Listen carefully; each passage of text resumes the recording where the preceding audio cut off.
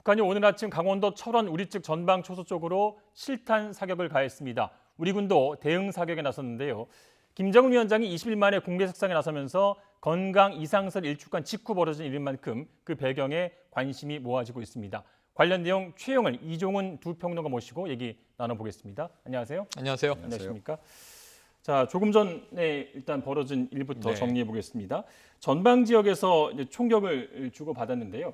지금까지 어떤 상황인지 좀 설명해 네네, 주시죠. 간단하게 말씀드리면 오늘 이른 아침 7시 41분경입니다. 오늘 일요일입니다. 그런데 이 비무장지대 안에 이제 우리 초소 GP들이 있죠. 북한 초소도 있습니다. 그러니까 우리 최전방 GP의 중부전선에서 북한에서 여러 발의 총격이 있었고 GP에 이제 피탄됐다. 그런데 이제 인력과 장비에는 이제 우리는 어떤 피해도 입지 않았다. 네. 우리 군 당국의 발표입니다. 그럼 우리는 대응 매뉴얼이 있어요. 총이 날아오면 총을 쏘게 돼 있습니다. 그러니까 경고 방송을 하고 2회 사격을 했다고 돼 있어요. 보통 북한에서 날아온 탄의 수를 우리 군이 아마 측정을 했을 거고 거기에 대응하는 이제 사격을 했을 겁니다. 그러고 나서 이제 우리는 군 통신선이 연결돼 있기 때문에 예. 북측과 통신선을 통해서 무슨 일이 벌어진 거냐, 앞으로 이런 일이 없도록 하자 하는 이제 지금 통신선 상으로 북측과 조치 중에 있다. 여기까지가 발표된 거고요. 예. 자세한 이제 날아온 탄의 수라든가 이유는 밝혀지지 않았는데 중요한 것은 북측에서 왜 총탄이 날아오게 됐는지에 대한 이유가 가장 네. 중요한 대목이 되겠습니다. 예상할 수 있는 뭐 시나리오랄까요? 어떤 이유가 있을까요? 이제 우선은 이제 이게 의도적 도발이냐 아니냐, 그렇죠. 이제 이 판단을 내려야 되는 부분이 있는 거죠. 그래서 아마 군 통신선을 통해서 이제 확인을 하려고 하는 것 같은데, 그러니까 의도가 없었다라고 한다면 이제 사고인 거죠. 그러니까 그야말로 오발 사고가 이제 발생할 가능성이 하나 있는 거고, 또는 뭐 귀순 시도가 있어서 그렇죠. 그동안에 이제 우리가 판문점에서도 그렇게 총격전이 이루어졌던 그런 이제 경험이 있습니다만. 북한에서 남쪽으로 이제 누군가 귀순하려고 하는 사람이 있어서 그걸 막기 위해서 뭐 사격을 했다거나 예. 뭐 이제 이런 그 이제 사고의 가능성이 하나 있는 거고요. 그 다음에 이제 그야말로 의도된 도발이라고 한다면 이제 그것도 역시 김정은 위원장 정도 수준에서 이거를 결정을 내려서 도발이 이루어진 것인지 아니면 이제 국내에도 이른바 이제 매파들이 있어서 가끔 보면 지금 핵심 지도부의 그 대남 노선에 좀 불만을 품고 약간 의도된 도발을 이제 저강도로 이렇게 벌이는 그런 이제 적이 과거에 없지 않았던 것으로 이렇게 전해지고 예. 있는데 뭐 이제 그런 거일 가능성도 있는 거죠. 그래서 현재로서는 어느 쪽도 지금 예단하기가 좀 어려운 상황이 아닌가. 네. 그래서 일단 정부가 이제 군 통신선을 통해서 이제 확인하겠다라고 하는 것은 바로 그 부분 같아요. 그러니까 이게 오발 사고냐 아니냐라고 하는 부분을 일단 그 군 차원에서 확인하는 그런 과정이 아닌가 이렇게 생각을 합니다. 예, 좀 상황을 지켜볼 필요가 있어 네. 보이고요. 시기가 또 굉장히 맞습니다. 중요한데, 이 북한 매체가 김정은 국무위원장의 복귀 소식을 알린 다음에 그렇죠. 이런 일이 벌어졌거든요. 네네. 그러니까 아까 말씀하신 여러 가지 가능성 중에 이게 우발적이거나 뭐 오발에 의한 것이 아니라고 한다면 그 위에 전술적인 의도, 이건 뭐 이제 북한 군 쪽에서의 입장, 또 전략적인 의도, 이게 정치적인 의도입니다. 김정은 위원장의 지시하에 이런 의도적인 도발이 일어났겠는가인데 지금 공교로운 게 바로 그 대목이죠. 예. 20여일 동안 김정은 위원장이 유고설이 계속 돌았습니다. 사망설, 뇌사설, 식물인간설, 극단적인 이야기도 나왔지만 결국은 건재한 것으로 드러나지 않았습니까? 예. 자, 5월 1일 순천에 있는 이 인비료 공장 준공식에 참석한 모습이 5월 2일 노동신문에는 이미지, 사진으로만 보도가 됩니다. 그리고 이제 오늘 다음 날 조선중앙통신에 이제 영상으로 굉장히 생생하게 보도가 됐어요. 예. 이 시점에 이 휴전선에서 총격 도발이 있었다. 그럼 제 개인적인 이제 추측을 좀 여기 덧붙인다면 그동안 이 단거리 발사체들을 무수히 쏘지 않았습니까? 네. 근데 이것은 비용이 많이 드는데 비해서 지금 코로나19 팬데믹 상황에서 거의 뭐 세계적으로나 혹은 뭐 북미 관계, 남북 관계에도 영향이 없었습니다. 총선 전날도 단거리 탄도미사일을 발사했는데 이게 전혀 북풍으로서의 효과조차 없었어요. 예. 우리 언론과 여론에는. 그러다 보니까 한 20일 정도 김정은 위원장이 나타나지 않으면서 굉장히 여러 가지 향후의 이제 방향에 대한 전략적인 회의들을 갖지 않았겠습니까? 예. 새로운 시나리오를 짜고 있었을 텐데 북미 관계에 어떻게 좀 우리가 자극을 해서 트럼프 대통령의 관심을 다시 끌어올까? 또 남측에 우리가 어떤 좀 메시지를 전달해서 그러면 미국이 움직이지 않더라도 남북 경협을 좀 강화해 볼까 예. 여러 가지 생각을 했는데 그동안은 비용은 많이 드는데 전혀 관심 효과를 일으키지 못한 이 발사체라는 방식, 더 이상 통하지 않는 방식이라는 걸 깨달았을 것 같고요. 어쩌면 조금 연성화 전략으로 이런 식의 도발은 이제 이 관심을 끌 것인가 하는 테스트 단계에서 네. 총격으로 시작된 것이 아닌가. 저는 조금 우려를 한다면 앞으로 북한이 다양한 형태의 연성화된 도발들을 일으킬 가능성도 있다. 그게 한 20일 동안 코로나19 때문에 피신한 것으로 보여지지만 김정은 위원장과 북한 수뇌부들이 조금 어떤 전략적인 전환을 고민했던 것은 아닌가 하는 우려도 갖게 됩니다. 네, 아직까지는 예상으로 볼 예상입니다. 수가 있고요. 네. 예. 김정은 위원장이 이제 복귀한 모습 저 설명해 주셨는데 네. 조금 불편해 보이기도 하고요. 네. 얼굴이 좀 부어 보이기도 했는데 네. 어떻게 보셨습니까? 예, 그러니까 일단은 그 오른쪽 다리를 약간 저는 그런 모습이 이제 동영상을 보면 좀 일단 눈에 들어오고요. 그다음에 예. 낯빛이 그렇게 좋은 편은 아니더라. 이제 하는 거예요. 표정을 굉장히 밝게 지으려고 표정은 하는 이제 거예요. 굉장히 밝은 편이었는데 예. 그 동안에 그러니까 남북 정상회담 하는 과정에서 김정은 위원장의 모습 우리 국민들도 많이 보지 않았습니까? 네. 그때 모습에 비해서는 조금 그 얼굴빛이 좀 어두운 그런 좀 모습을 보였다. 그래서 북한의 지도자라고 하더라도, 그러니까 아무리 건강 관리를 평상시에 의사들이 주변에서 잘해준다 하더라도 예. 늘 좋을 수는 없는 거죠. 감기가 지나갈 수도 있는 거고, 이제 그런 건데, 하여튼 뭔가 약간 좀 살짝 앓은 게 아닌가 이런 예. 느낌은 좀 드는 그런 정도의 모습이었던 것으로. 어디까지는 봐야 예상이지만 맞습니다. 예, 어떤 원인이 있었다고? 저는 생각하십니까? 이제 사실은 우리가 그 20일 동안 있었던 일을 전혀 모르잖아요. 네. 다만 우리가 이 정부를 신뢰하는 것이 옳았다. 뭐냐면 이제 신호 정보, 시긴트를 중심으로 해서 군 통신이 평상시와 같고 특이 동향이 없었기 때문에 예. 그 자체는 김정은 위원장의 통치 활동에 문제가 없다는 것이다. 정부의 이제 판단이 결국 맞았고 무성한 이제 좀 위기설이 이제 찾아졌습니다. 예. 하지만 그 사이에 아팠을 수 있거든요. 우선 가장 일반적인 추측은 청정 국가라고 주장은 하지만 북한이 코로나19와 관련됐다는 예, 말씀. 확진자 제로 예. 현재 WHO 기준으로는 그렇습니다만 보고를 안 하면 제로인 거죠. 하지만 상당히 창궐했거나 북한 내에도 퍼졌을 가능성은 높기 때문에 다 높다고 보고 있죠. 그래서 혹시라도 이 세계 여러 나라의 이 지도자들의 측근들이 코로나19에 확진되면 예. 보리스 존슨 총리는 감염이 됐다가 돌아왔잖아요. 예. 그리고 자가격리한 지도자들도 많았고, 그럼 김정은 위원장도 어쩌면 주변에서 확진자가 나왔을 경우에 자가격리를 하거나 아예 그냥 코로나19로부터 좀 멀리 피신할 필요가 있었을 것이다. 예. 원산별장에 좀 당분간 머물렀던 것 아니냐. 근데 이 추정 내에 혹시 아팠을 수 있는 거죠. 네. 과거에 사망설이 돌았을 때는 발목 수술로 나중에 확인됐거든요. 아까 이 평론가님 말씀처럼 다리를 좀 절고 있다. 그럼 이게 이 여러 가지 몸에 이 지엽적인 신체적인 증상이 있었을 수 있고요. 또 이 초기에 돌아가서 윤상현 외통위원장이 시술을 한 거는 맞는 것 같다. 예. 근데 위중한지 아닌지는 우리가 알 수 없다. 이 정도의 무게를 둔다면 우리가 이제 심장 스텐트 같은 것은 많이 하거든요. 확장술이죠. 혈관이 좁아져서 위험할 경우에. 그럼 이런 정도의 시술을 받았을 가능성도 있는 거죠. 그래서 여러 가지 이제 건강에 부분적인 문제가 있을 가능성은 있는데 지금 전체적으로 보건대는 정부의 발표처럼 예. 북한 전체를 통치하는 데는 큰 문제는 없었던 것으로 확인됐다고 보여집니다. 예. 김정은 위원장의 건강에 이상이 있다는 걸 좀 촉발시킨 건 이제 태양절 금수산 태양궁 참여 좀 맞습니다. 불참했던 거고요. CNN이 이제 속보로 보도하면서 좀 혼란이 부추긴 면이 있는데요.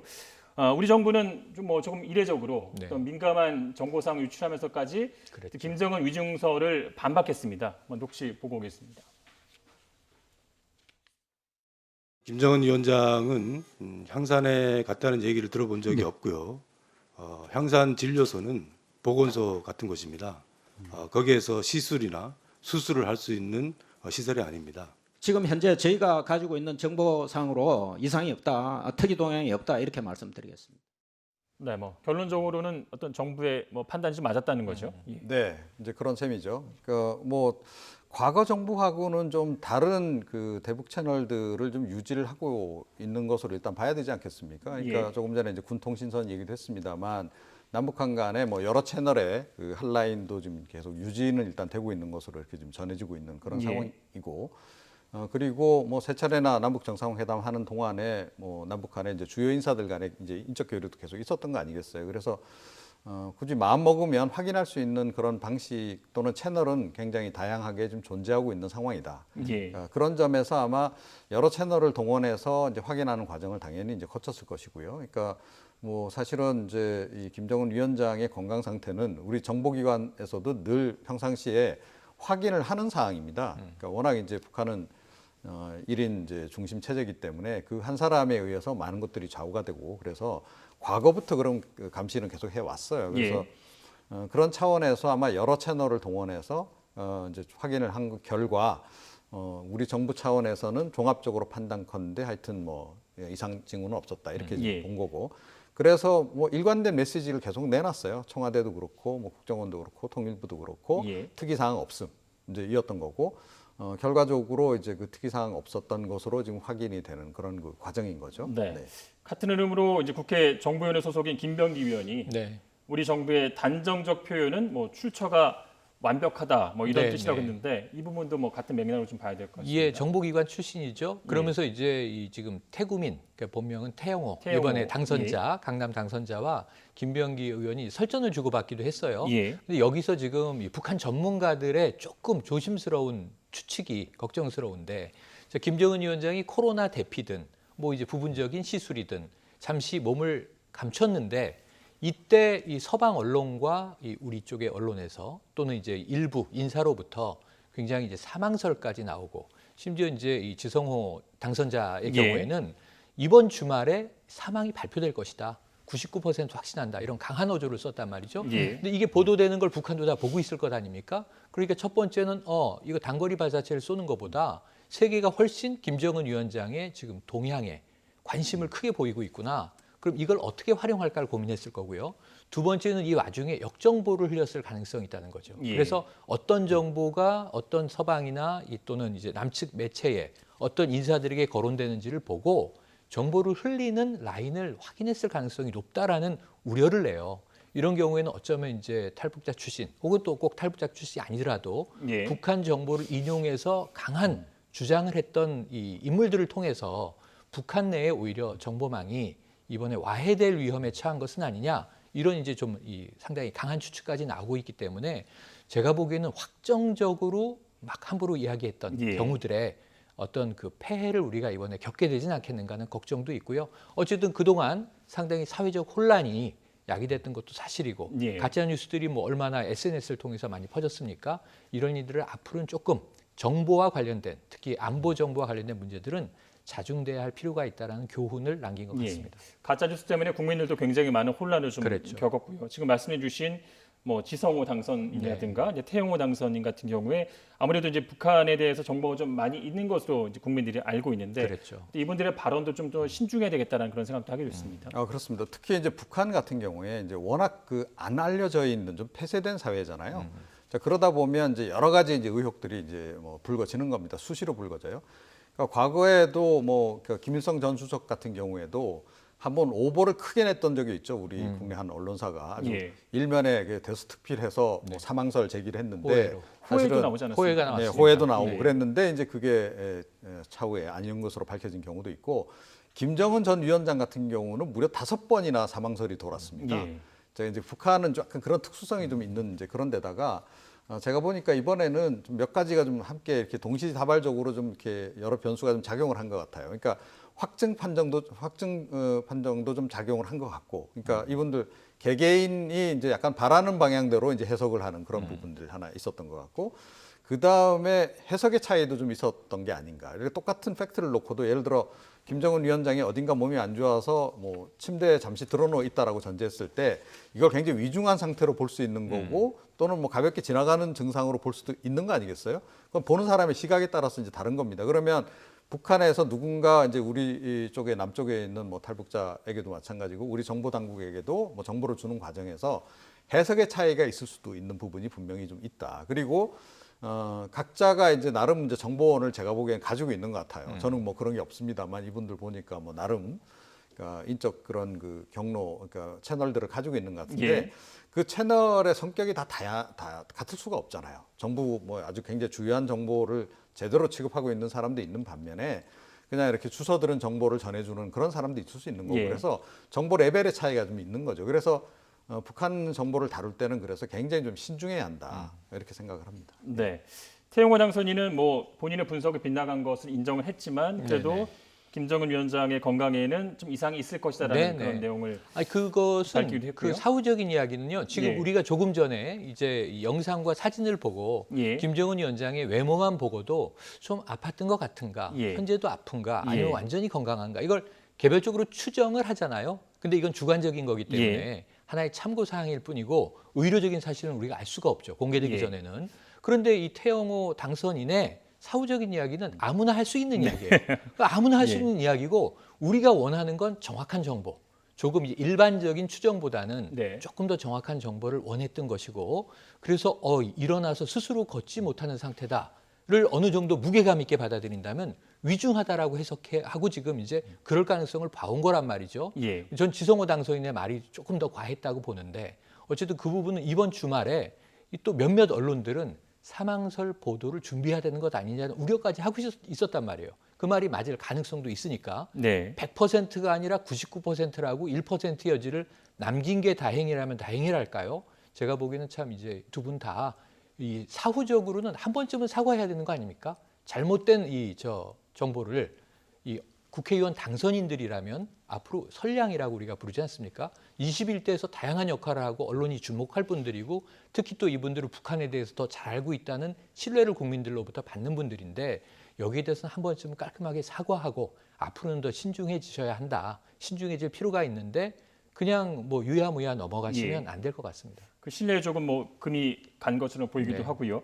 이쯤에서 좀 궁금한 것이 이제 북한도 국제사회나 우리나라에서의 어떤 김 위원장의 신병 이상설을 알고 있었을 텐데 반응을 보이지 않다가 이제 어제 전격적으로 공식 행보를 나섰던 것을 보도한 그런 배경이나 이유는 뭐라고 좀 보십니까? 그러니까 뭐 과거에도 그랬던 적이 뭐 여러 번 있습니다. 그래서 뭐 꼭 이번에만 그랬다 이렇게 이제 보기 어려운 거고요. 예. 그러니까 이 뭐 최고 지도자가 한동안 모습을 안 보이게 되면 언제나 보면 이와 유사한 유의 이제 소문들이 또 의혹들이 많이 제기가 돼요. 그렇죠. 뭐 국내에서도 제기되는 경우 있지만 이번에 이제 CNN 보도처럼 외신에서 그런 보도를 이제 의혹 보도를 하기도 하고 이제 그러면 조금 시간이 지난 뒤에 이제 나타나죠. 나타나서 건재함을 이제 과시를 하고 뭐 이런 이제 과정들을 이제 그동안에도 여러 차례 이제 겪었는데 이번 같은 경우에도 뭐 지금 그런 상황이다라고 봐요. 그런데 사실은 뭐 건강이라고 하는 건 아무도 장담 못 하는 겁니다. 그리고 뭐 언제 어떤 식으로 뭐 사람의 건강이라고 하는 것은 뭐 갑자기 나빠질 수도 있고 호전될 수도 있고 이제 그런 거기 때문에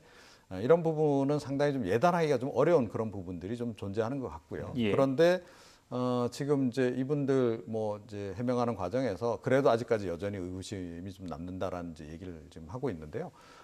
지금 뭐 뉴욕타임즈 같은 데도 약간 좀 완벽하게 좀 해소되지 않는 부분은 좀 있다라는 또 보도를 또 하고 있거든요. 그래서 북한에서 실제로 지금 어떤 일들이 지금 김정은 위원장과 관련해서 진행됐는지는 앞으로 좀 시간이 지나봐야 정확하게 알 수 있는 상황이 아닌가. 그러니까 아직은 어느 쪽도 지금 뭔가 이렇게 딱 이게 정답이다라고 얘기할 수 없는 그런 상황일 수도 있다 이렇게 생각합니다. 예.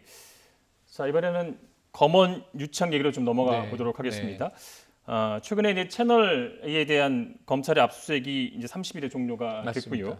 취재 보도 관련해서 31년 만에 이루어진 언론사 압수수색으로 일부에서는 뭐 네. 언론 탄압이라는 비판도 있습니다. 하지만 또 일부에서는 그럼 채널A가 과연 언론으로서의 역할과 책무를 다했느냐, 충실했느냐, 네. 보호받을 만한 언론이냐 이런 네. 의문도 충분히 제기가 맞습니다. 되고 있습니다. 그러니까 그런 어떻게 논란 보십니까? 자체가 일어날 만한 사안이 터진 거죠. 예. 그래서 이제 검언 유착 의혹 현재까지는. 그런데 문제는 이게 재밌는 대목이 있어요. 검언 유착 의혹이라고 전제하면 여기서 언론은 지금 채널 A가 특정돼 있는데 예. 또 상대 쪽은 검이잖아요. 근데 이 압수수색이 굉장히 언론 탄압이라는 이야기를 했지만 사실 유착의 한쪽 사이드는 지금 검찰 조직인 거 아닙니까? 예. 그런데 검찰 조직이 결국은 언론사를 압수수색한 거잖아요. 그럼 검찰 쪽은 누가 조사하느냐 이 문제가 나오는 거죠.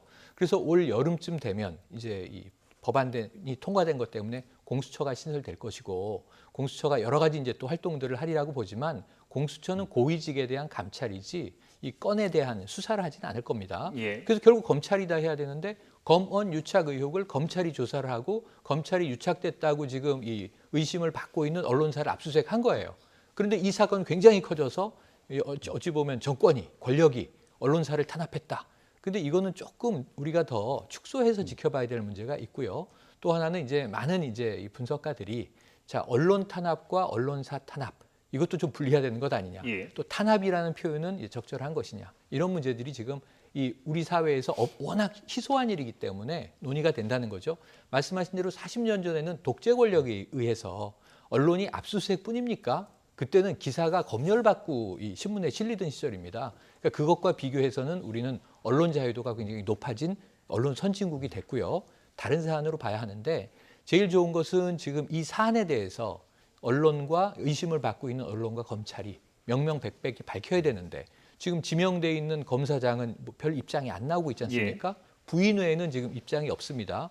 그럼 검찰이 지금 제가 보기에는 채널A에 대한 압수수색이 중요한 것이 아니라 양쪽의 문제. 이건 사실은 그 지목된 두 사람의 통신 분석을 해보면은 금방 어느 정도의 증거는 나오잖아요. 예. 그걸 빠르게 수사하고 필요하다면 포렌식하고 제출받고 해서 공개하면 되는데 오히려 41시간 언론사 검찰 조직의 대치 자체가 저는 이를 좀 침소봉대시키는 경향이 있었던 사건은 아닌가. 예. 조금 그렇게 깔끔하게 합리적으로 바라봐지진 않아서 거기도 또 의혹이 남는 대목입니다.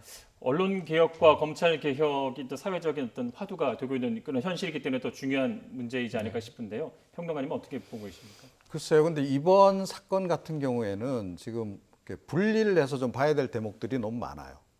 예를 들어서 이게 뭐 특정 기자의 일탈 행위일 수도 있는 거고 아니면 그 채널 A라고 하는 그 언론사의 뭐 조직적인 행위일 수도 있는 거예요. 이 부분도 좀 규명이 돼야 하는 부분이 있고 또 최근에 이제 검찰 얘기가 나옵니다만 이것도 특정 그 기자와 가까운 특정 검찰 개인의 일탈 행위인지 예. 아니면 검찰이 그야말로 뭐 지금 이제 진보 진영에서 제기하듯이 그러니까 윤석열 검찰총장부터 개입해서 이게 사건이 다 이렇게 만들어진 건지 이런 부분을 지금 다 정밀하게 분류를 해서 지금 제대로 접근을 해야 되는 그런 상황이다.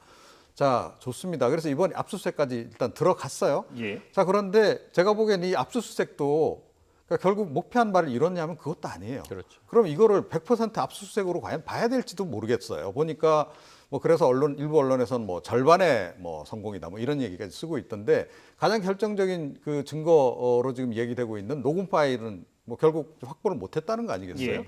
그리고 뭐 채널A에 진입을 했습니다만 정말로 그렇게 적극적으로 그 기자의 모든 정보를 다 자료를 갖고 나올 의지가 있었는지 약간 의문이 될 정도로 그런 좀 석연치 않은 대목들도 좀 있어요. 요식행위였다라는 그런 말씀이신가요? 그렇습니다. 그런 예. 요식행위였다라는 지적도 벌써 나오고 있단 빨리 말이에요. 녹취 파일을 좀 확보하려고 좀 노력을 더 해야 되는 거 아닙니까? 그렇죠. 그래서 그러니까 전체적으로 이 사건이 흘러가는 게 저의 개인적으로는 너무 좀 이렇게 석연치 않은 대목들이 너무 많아요. 예. 지금 뭐 검찰의 수사 지금 진행 방향도 그렇고 그래서 이걸 차라리 이럴 바에는 정말로 이게 이제 검언 유착이라고 생각이 된다면 특검을 하든지 해가지고 제대로 밝혀라 그런 말씀을 좀 드리고 싶어요. 끝으로 짧게 한 말씀만 좀 여쭤볼게요. 네. 이번에 그 이천 물류창고에 발생한 대형 네. 참사에 대해서 이제 검찰이 15명의 검사로 구성된 수사본부를 편성하는 네, 것이 맞습니다. 또 이제 논란이 되고 있습니다. 네. 간단하게 좀 지금 부탁드리겠습니다. 이 일전에 125명의 수사본부가 꾸려졌거든요. 검찰이 별도의 이 수사팀을 꾸릴 이유가 있는가? 그러니까 사실 이 문제는 저는 이 노동절, 우리 근로자의 날 바로 직전에 벌어진 참사기 때문에 예. 38분이 생명을 잃지 않았습니까? 2008년, 12년 전과 판박이 사건이 또 벌어졌고 6번이나 경고했는데도 이 안전 수칙이 지켜지지 않은 이유를 알 수 없는데 이건 주로 국가수가 개입해서 경찰이 정밀 감식을 해서 원인을 밝혀내고 아직 발화점이 나오질 않았어요. 예. 그래서 이건 과학적인 이제 수사를 해야 하고 그 이후에는 행정 조치를 강력하게 하고 처벌이 이루어져야 되겠죠. 유가족은 처벌을 원하고 있습니다. 그리고 다시는 이런 일이 없도록 바로잡아야 되는데 이건 검찰의 주요 소관 업무는 아니다. 검찰도 필요하면 개입해서 기소해야 되겠죠. 예. 기소할 사람들을 치료해야 되니까. 근데 15명의 검사가 지금 여기 투입되는 것은 오히려 인력의 중복 낭비가 아닌가 이런 생각을 해봅니다. 네. 오늘 여기까지만 듣겠습니다. 최영은, 이종훈 두 평론가 모시고 얘기 나눴습니다. 고맙습니다. 고맙습니다.